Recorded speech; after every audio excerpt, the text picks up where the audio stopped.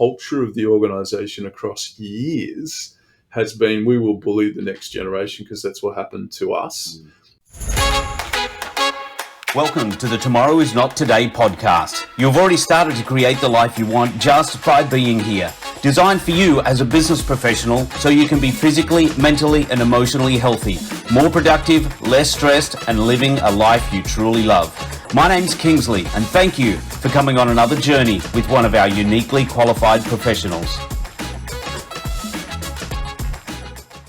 Ian Rumsey, psychologist Ian Rumsey, thank you so much for joining us today on the Tomorrow is Not Today podcast. Mate, it's great to be here. Great to hear everybody, and I hope you get something amazing out of today. Hopefully. Yeah. And, I know we will.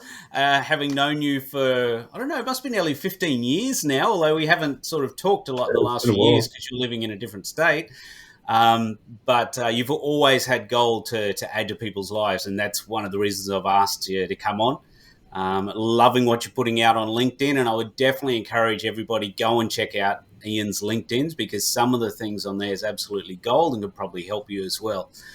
But Ian, I want to jump in straight away. As we always do in this podcast, let's get straight into it, answer some questions, give some gold that people can unpack straight away, and then we'll go and boil down to some nice little nuggets as we go along. But entrepreneurs, business professionals in various ways, they're a lot of our audience and a lot of who we do as a company. They're dealing with a lot of anxiety, trauma, and mental health and things like that at the moment. So from a psychological perspective, what is something that they can do? You can say, okay, you can do this straight away and it will actually help overcome some of those things. I know it's a big question to start with. That's a huge question, mate. But yeah, I appreciate it. Yeah, it's there's a couple of things that come to mind straight away. One is think about psychological issues or things that frame us as sometimes illnesses. And this is something which is something very important when it comes to anxiety in particular or trauma.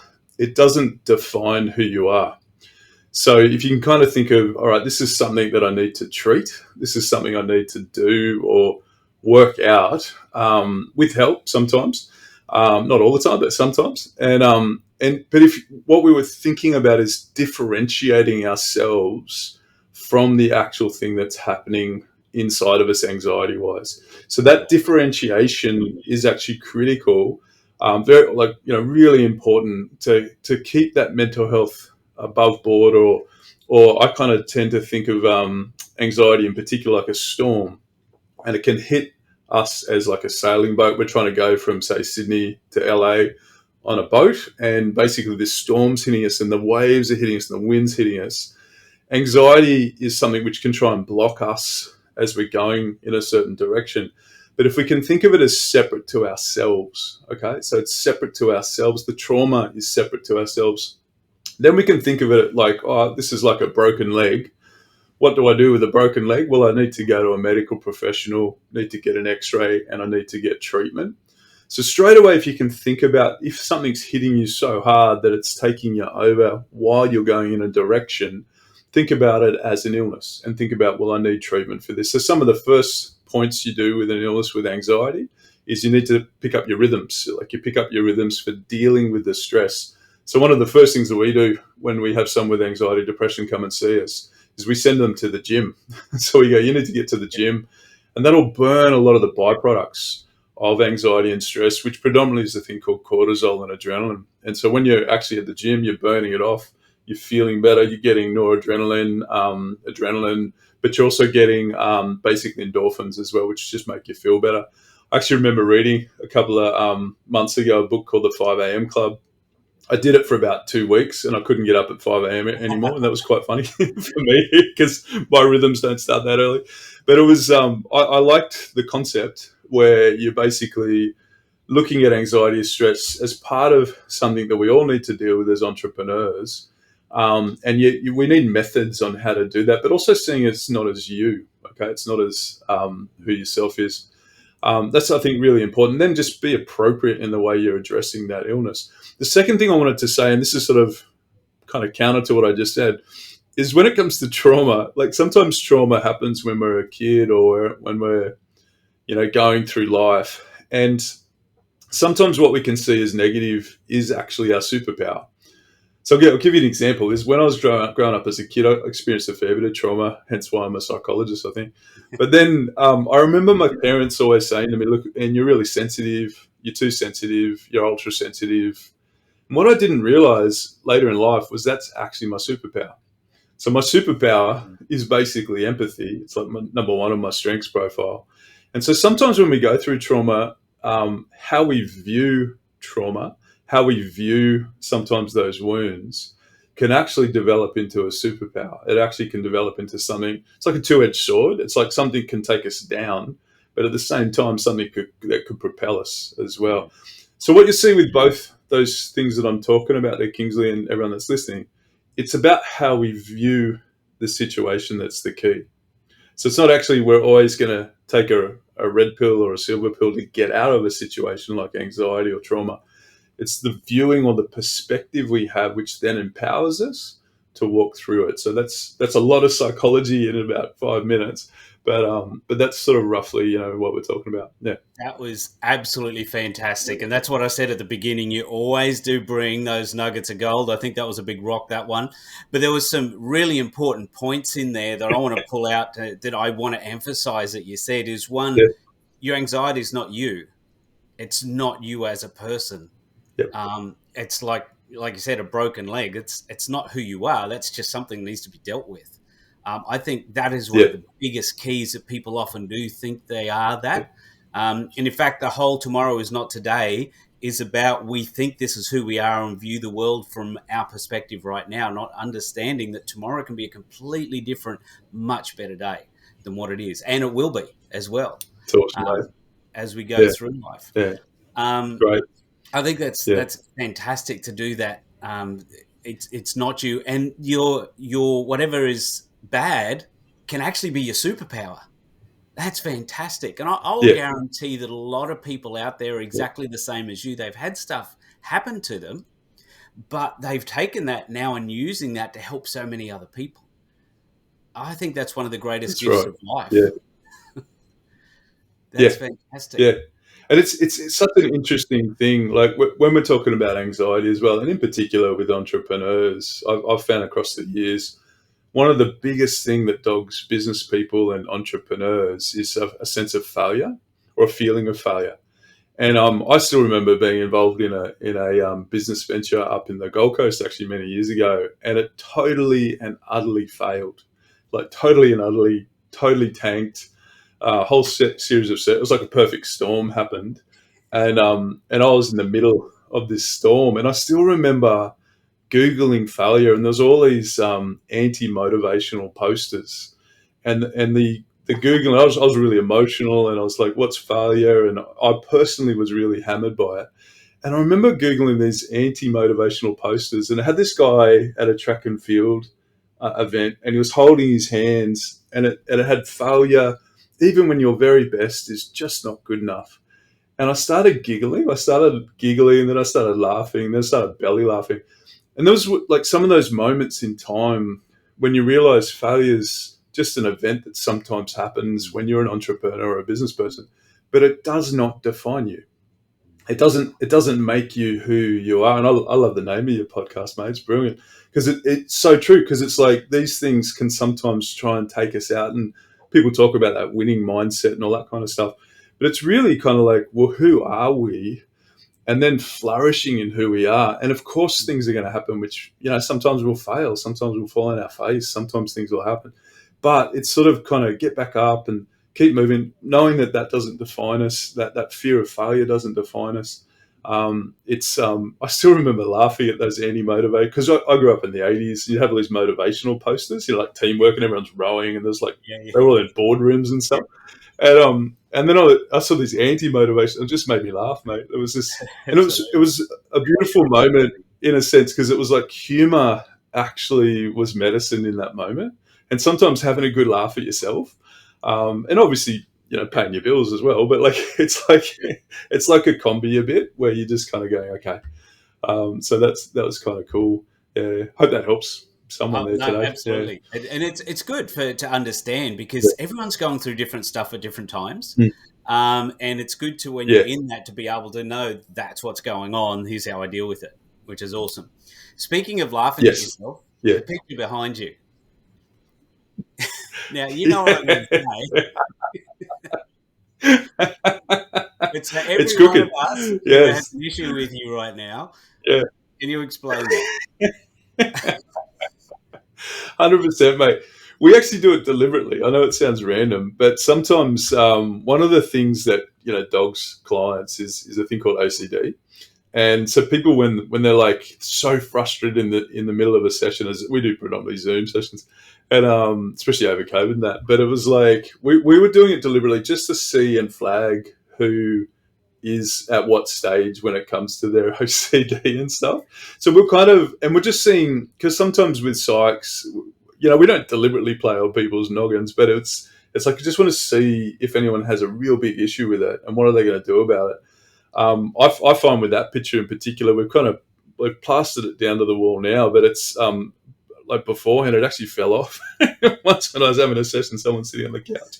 So that was frustrating. So we do it as a little bit of a test, mate. I don't know, that sounds random, but we just see how people go. I do tend to find entrepreneurs have a little bit of, everyone has OCD, by the way, but there's a little bit of that, this needs to be perfect kind of moment. So we kind of test that out a little bit. So if you're having issues with this, I'm sorry. I'm sorry. It's just one of those too bad. Yeah, it's too bad. It's the way it is. You can give him a call. He can fix you up. Yeah, we can fix it up. Yeah, for sure. Oh, that's funny. Super that's funny, awesome. mate. You got me. But you know what? Something just came to mind that you said there is the fact that when you go through stuff in life, you actually learn to go, okay, that's what it is. Let's move on. It just is. And I think it's not until you've actually gone through a bunch of stuff in life you learn to do that. So I got to learn to get over your camera, and I think I'm doing okay right now. I'll let you know later on. You're doing good, mate. You're doing good. Hey, Ian, what's the question with that, mate? Yeah. So in the intro, you've dealt with pretty much everything in pretty much most scenarios. You're registered to be able to deal with a whole bunch of various situations and things like that. And one of the big things that I think is incredibly important for people to grab, and with all of your psychological experience, over 15,000 hours, it's that is a lot of time face to face with people. That's huge. With all of that, understanding that we as a people are one person. Now, what I mean is quite often we'll be at home and we'll be one person at home, and then let's say we have a fight with the kids or the spouse or the whatever's going on, or someone got upset somewhere. And then we go to work and we think that's okay, that's left behind. I'm going to work. I've now got on my entrepreneur face, my business face, my whatever it is, and I'm a completely different person. That doesn't affect me. But as we know, it does affect us. We can push it down for a little bit, but there's an effect there. Yeah. How do we, I guess, help that not to affect our work, or what are the things we can do? Because obviously, you're qualified with the Gottman Institute for couples counselling as well, which is phenomenal. And that would be a big part of this whole scenario, I would imagine. So can you step us through a few different things maybe you've dealt with, or ways to help people through that? Yeah, great, mate.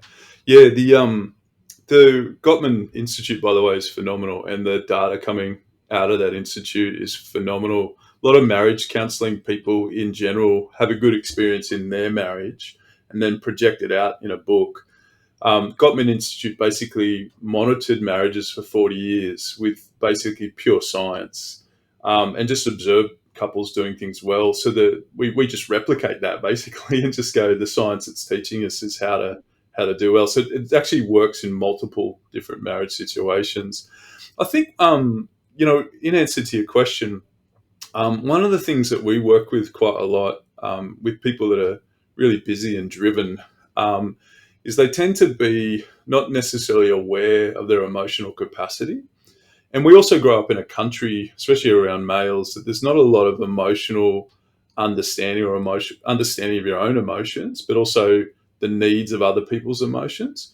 And so when it comes to emotional capacity, and the Gottmans point this out as well in their research, is that often couples that are masters in their relationship have regular rituals that they have in their marriage to emotionally connect. And so when you're really busy and you're an entrepreneur and you're working really flat out, often the statement can be, well, I'm doing this for the family, I'm doing this for my wife. Whereas really, sometimes the kids and the wife don't really care how much you're working. They just want you around and have emotional availability. And just a funny story, I remember years ago, again on the Gold Coast, learned a lot of things on the Gold Coast, was basically, I remember one night after doing 11 sessions on one day, which was stupid. Wow. It was ridiculous. And, really heart goes out to that 11th session. If you're that 11th session, that I'm sorry, basically, because I think I was a pancake in that last session, right, emotionally. Anyway, my wife picked me up, and we just had one car at the time, and she picked me up, and we're driving home, and she said, "Look, you give your clients the gold," and she goes, "I get the slops." That's literally the words she said, and I remember just being so upset because I'm like, "I'm doing this for you. Oh, I'm doing this for you," kind of thing.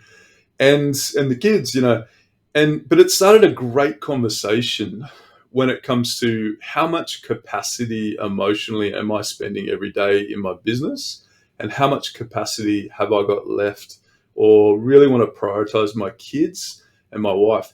When I've had sessions where people are talking about trauma and emotions and all that kind of stuff, my kids don't know that when I get home. They don't even care. Often they just want dad to give them a hug. They want to talk about their day. They want to, they don't really, and I've talked to other people, they've been big, managers of massive funds and different things. And, the kids don't care and don't care how many billions you've traded that day. Like they don't, it's like whatever.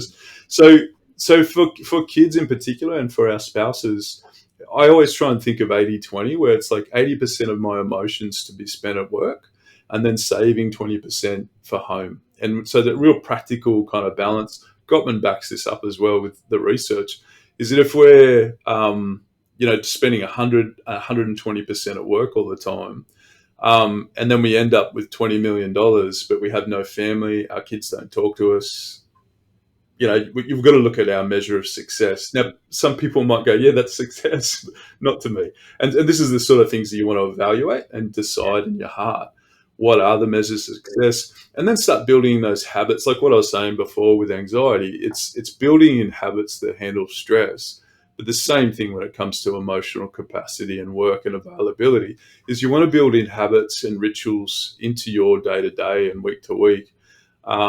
Another example is we just went on a retreat over the weekend, and we took our kids horse riding, and it was hilarious. It was the most fun experience. It's way too expensive, but anyway, it was it was just like a half-hour horse riding trip, but they were talking about it non-stop. They're going to be jockeys. They're going to take over the world with horses. And it was just a great emotional family experience, but we needed margin to do that.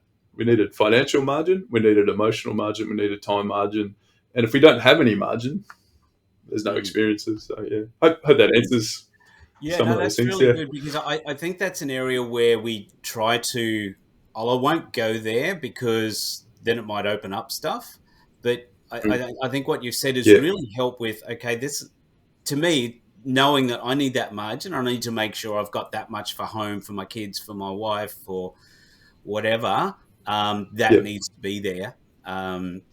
In that place. So that was really, really good. One of the other things... And go on.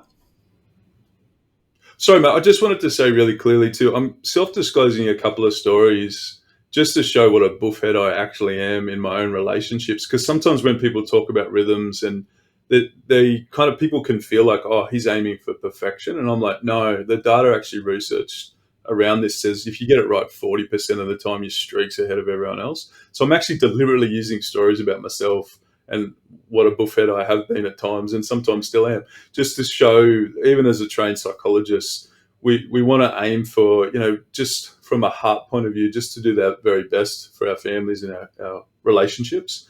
It's not about perfection. It's not about perfection. So just segue for that one. It's good, and it's really interesting. The people we interview on this podcast, they always bring us their stories of reality, And it's great because people Yeah. can see that none of us are perfect. The reason I actually got into this, I've always wanted to help people, but my big thing was going through divorce and knowing I needed to become a bigger, better person, and I need to be someone for my kids. So I spent years and years and years learning, Awesome, mate. growing, just putting myself through challenges, doing whatever I could. So none of this is from perfection at all. It's all a matter of us all learning and growing and implementing. Awesome, mate. And I think that's the best thing because every one of us has been Brilliant, through mate. life in some way. Yeah. So yeah, no, I appreciate you saying that. Yeah. It's really good. One of the other things, and I'm really not sure quite how to ask this as a question, um, but it's one thing that I've noticed. I do a lot of networking and meeting up with people at different events and things like that, and then you catch up with people uh, for coffee afterwards, and people go to work and they've got this. It's like the business face on or the business hat, and that's who they are. But as soon as you catch up outside of that and you Yeah. start actually talking to people, the amount of times I've seen people go Yeah. from this type of person to a that it's just they let themselves out a little bit.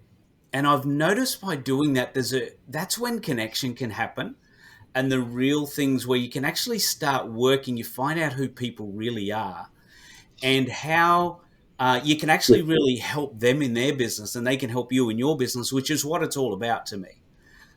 Could you Yeah. explain a little Yeah. bit about how to be able to do that as a business professional or entrepreneur or whatever it is, to be able to do that, to be, I guess, a little bit vulnerable, but at the same time being Yeah. professional and how that actually helps? Because I think it's a big, big thing.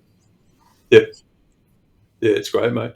Yeah, you struck on probably one of the major drivers in life, and it's actually shame. So people don't disclose things because they feel fundamentally that there's something wrong with themselves. And most people have shame to some capacity. So some have no shame, which is kind of on the extreme scale. That's a little bit dangerous. But when it comes to having shame, so to give you an example, Kingsley, when you go to an environment, you'll actually be in a structured environment. This is how you behave in that business Mhm. forum environment. Okay, and this is how, and you don't break those boundaries. You're just part of that group. A little bit like school, like we all grew up all listening, to the teacher and be respectful, and we'd get punished if we weren't, or there was consequences for that for most of us. And so these are the environments that we get used to, and it's shame on you if you break that boundary. Okay. So then when it comes to doing one-on-one catch-ups or having a lunch or having a coffee or something or having a beer or whatever, often that shame boundary disappears because you're one-on-one and there's some sort of safety involved. Okay. So when it comes to businesses and how do we do that quicker, often it's the safety that we create in that environment. Okay. And then it's then also sometimes self-disclosure in that environment at the level that you want it to be is the second thing that you do. So say you're having a business team meeting and people are afraid to disclose information that might make them look shameful. It's actually just create some safety around that environment so they can feel safe to disclose that. Okay. That also points back to, well, how are we leading our organizations? Are they fear-based organizations that there's massive ramifications if you report wrongly, right? Or not appropriately, or whatever the bad thing is, right? Or are we kind of an unconditional love-based organization, which again is an ideal, but it's almost like what kind of leadership are we putting out there? So it's sort of a little bit like, so I'll give you an example. We had a staff member recently said it's so easy to approach me and my wife and talk about issues because they'd worked in previous psychology outfits where the psychologists were like the gurus, but they were in this ivory tower. Mm. And we've worked hard to deliberately create an environment and are creating an environment. Our team isn't big, but we're creating an environment where people feel that it's not a shame-based culture or a fear-based leadership culture. It's actually, now that often happens at the outset of how you're structuring your team meetings, how you're structuring your roles. It's also quite a lot of internal reflection as well, like how are you leading, and what's your motivation. So there's lots of discussions around that and thoughts around that, reflections around that. But you're striking right at the heart of it, Kingsley, because it's sort of shame really does affect our culture and society. And I find it fascinating being in environments because I deal with this all the time. I sometimes deliberately be cheeky. And and my wife is so funny because she's like, "Why did you say that?" And I'm like, "Because I just wanted to make everyone, just break that shame barrier." Yeah. And I said some word at an outing the other day, and everyone just went, "What the heck?" And it was because you're trying to break that shame barrier, Yeah. and so then people loosen up and feel a bit more relaxed to share. There's a lot in that, though. I know what you're saying, and Yeah, no, that's really cool. It's hope that helps. interesting where it actually comes from, and pointing it down to, okay, this Yeah. is how we behave in this environment and what we do and that sort of thing, which is really cool. I want to The now the researcher around that. Oh, go for it, mate. sorry, I keep cutting in when you ask questions, mate. The researcher who's brilliant around that is a lady called Brené Brown, who I'm sure many people have heard of. But Brené Brown, if you hadn't, she's got some stuff on Netflix. She's the guru when it comes to shame and guilt and all that kind of gear. So, bit of a shout out to Brené. Yeah, no, Yep. definitely. I want to touch on something that's becoming a bigger and bigger issue, particularly in Australia right now. It probably is in various other countries, I would imagine, as well. But I know in Australia it's becoming a bigger issue. The governments are looking at implementing, well, they have actually started implementing various rules around this and laws and that sort of thing that sort of, again, pinpoints, makes it hard for some small businesses, but it's stuff that needs to be dealt with. I'm very much, let's be proactive about these things. Let's not wait and see what happens and blame somebody else for it and get them to deal with it. But I need to take responsibility for myself. That's how I like to approach it. And the whole Yep. area of mental health specifically. So when it comes Yep. to Yep. work, because there's a lot of things at work that can create a lot of this stress in various ways. And it could Yeah. be bosses, it could be clients, it could be time restraints, it could be all sorts of things. Um, Yep. what can we do personally from a psychological perspective? What can we do as an individual to say, you know what, I'm going to deal with this myself and make me a better person? Yep. So, as an individual employed or as someone Yeah, employing so other people, mate? Yeah. both. Yeah, both ways. So I take responsibility Okay. for my Yep. mental health, whether I'm the boss, whether I'm an employee, whether I'm a manager level, whatever it is, to take responsibility personally Yep. for our own mental health. Um, and Yep. yeah, because I figure that if we're more proactive with it, we're not going to deal with it anywhere near as much, and it may not even hit us too much, Yep. Yep. if at all. If we can deal with Yeah. some things. Now, obviously, Yep. everyone's different, and I don't want to let anyone Yeah. feel guilty because maybe they are Yeah. dealing with it, whereas other people, because everyone's situation is completely varied. But what are things we Yeah. can do Yeah. personally to be proactive about this? Yeah. Sure. Yeah. Great call, mate. Yeah. I I'm thinking about during COVID days, we were swamped as mental health practitioners with the mental health issues. I remember coming into work one day. This is sort of the second year of COVID. It was around March, and just to put it in perspective, I'd normally get about 5 cases of burnout in about 12 years, right? So and I had 5 cases of burnout by March that year. And so Wow. we had a rapid increase in people just being burnt to a crisp just because of the massive changes in roles and the way we did work and all that kind of stuff. And so I think when it comes to your own mental health, is very genuinely look at the rhythms that you have, and remembering when it comes to mental health, if these are illnesses, if these are things that we need treatment for, it's actually the first point of call is to check in with your GP. And so check in with your GP as a reference point. If you're finding yourself having lots of sick days, if you're finding yourself feeling really flat, if you're finding yourself thinking suicidal thoughts or thinking stuff that's very dark, check in with your GP. Talk to a mate that you really trust and feel safe with, that you feel that shame thing isn't an issue. Chat with someone about it. It could be a local priest or pastor or rabbi or someone, but just someone you feel safe with and that you can sort of talk to. GPs are great like that in our society. And it's okay to reach out. It really is. Like, it's okay to go, look, I'm not coping. remember a mate of mine once, he was going through a role transition. This is years ago. And he said he went to work one morning. He said, I just can't work this out. And he said it to himself a few times. He went, I can't work this out. And then he went, I can't work this out. I need help. Right? And so he went to his GP, contacted a friend who connected him with a psychologist, and they helped them work it out or on the journey to it. Do you know what I mean? So it was kind of like this kind of space where when we can't work out what to work out, right? That's what we can do, and that's really proactive.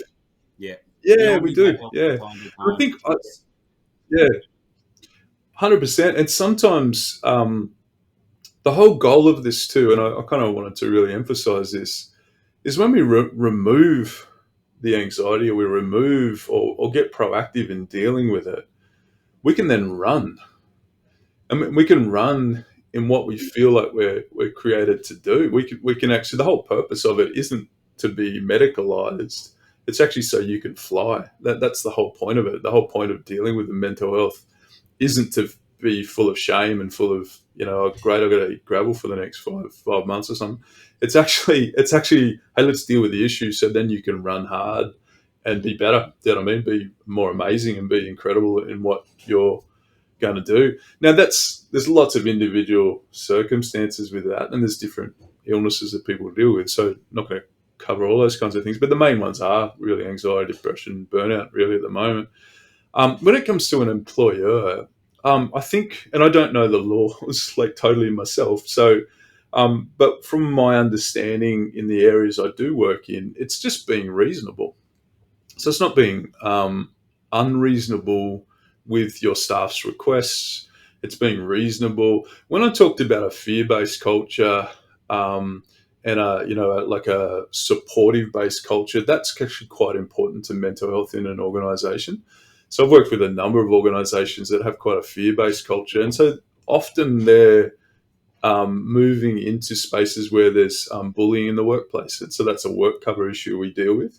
And a lot of it's because the culture of the organisation across years has been, we will bully the next generation because that's what happened to us. And it's sort of, it's perpetuating cycles. So you've got to kind of look at that and go, what sort of environment am I in? How am I achieving performance? And is that performance, because we all need to produce something if we're in the workplace. I mean, that's kind of why we're employed, right, is to produce. But how are we getting those results? And so it's really sort of asking, well, are we being reasonable? If someone has a request for us for sick leave, are we yelling at them and texting them, you're an effing idiot, which I've seen in situations, people having a root canal and then they got texted by their boss that they're an effing, all this sort of stuff. And it's like, wow, like what kind of employer is doing that, and why are you doing it? And like, obviously it's pressure and stress from whoever their upline is, whatever. But it's not, it's again, what sort of cultures are we building as employers? And are we being reasonable? Like, and, you can kind of give yourself the pub test for that one, like you can talk to your mates at the pub and go, do you think that's reasonable? And if they look, if you're swearing at your employee, probably not. Like it's probably not that reasonable. And again, so there's a couple of thoughts with that, both individually. And so individually, it's actually taking responsibility. Okay, that's probably the key. As an employer, it's probably being reasonable. Do you know what I mean? Like being reasonable in your approach to your staff. Yeah. Yeah, no, that's awesome, because I know a question like that is like you've got about 3 million different scenarios to cover. I think you did it well by giving a good summary. And if you do approach things that way, you're right. It pretty much, it helps. And the culture is such a major thing, which is really cool. And that seems to be coming up pretty much every podcast, is that whole thing about culture in the workplace. So that's it's obviously a major thing. Now, we're coming to the end. I wish we weren't, but unfortunately we have to. But at the end of each podcast, I always ask a question. And that is, and then there's a follow-up question that goes with it. We talk a lot about creating the ultimate tomorrow on here, because that's what it's about. Not ultimate tomorrow, obviously, is not utopia, but it's what we want to be, what we want to do, the life that we want to live, really. in your words, in your estimation, either as a psychologist or personally, what is the ultimate tomorrow? Wow. Okay. That's a big question, mate. Is that for myself individually, or is it? Oh, right. Either Okay. Um, or both. yeah. Okay. I've got a personal belief which is aligned very much to my faith, which is that we've basically been made to some extent by a maker, and my ultimate tomorrow is to be running in what I've been made for, and help other people run as well. And so that's what I was trying to say earlier on. Um, mental health I see, and often what I hear from clients regularly is, I want to live my best life now, and this mental health thing's getting in the way.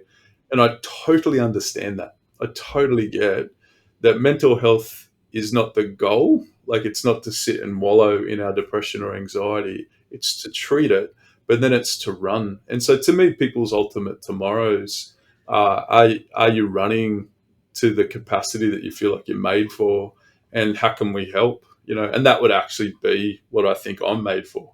So that actually then is my ultimate tomorrow too. Now, we're building a team around that concept. We're building a team around that concept, that it's not always about fixing people, but it's about removing things so people can run.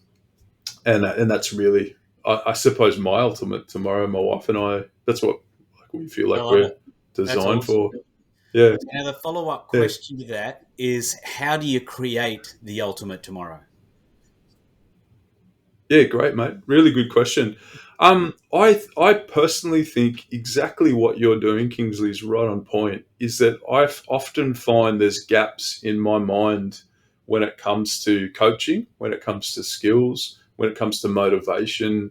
I regularly have gaps in my noggin around those areas, and as a business owner myself, and paying people, employing people, getting people to help you fill those gaps to then reach to that ultimate tomorrow. We've just engaged a coaching team around, private practice recently, who are specialists in that area, and they've been absolutely phenomenal. And I'm like, where have you been all my life? And it's been so great to motivate.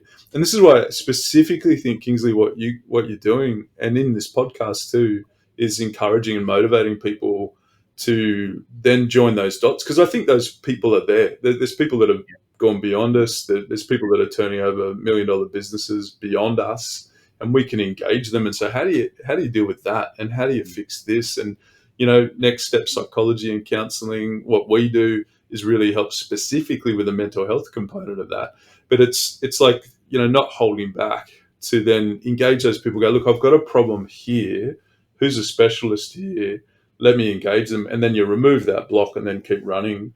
And that can be all over the place. It can be accountancy, it can be business planning, it can be whatever it is, cash flow management, you name it. There's all these different spaces. They're only the business ones. There's multiple other ones too. Yeah. No, that's awesome. Mate, thank you so much. As I said at the beginning, I knew it would happen. There's so much gold there to pull back. I think it's one of those things we need to listen to 2 or 3 times to actually pull out little bits, because you've covered so many people in just short spaces of time with everything. But the coverage of what you've done is a great summary of what we can do. So how can people, if people want to follow up with you, whether they want to make an appointment, follow you on LinkedIn or wherever, what's the best way people can get in touch and follow you? Yeah, definitely, mate. Yeah, LinkedIn. If you go in LinkedIn, just my personal profile, Ian Rumsey. On that, there's a link to our website, nextsteppsychology.com.au. You can book an appointment there. We do Zoom, so we actually have clients around the world, actually internationally, literally, which is really awesome. Time zone things interesting, but and then just sign up at Next Step, and you'll regularly get our blogs, which are different to the LinkedIn. So the LinkedIn is probably more little snippet and snacks.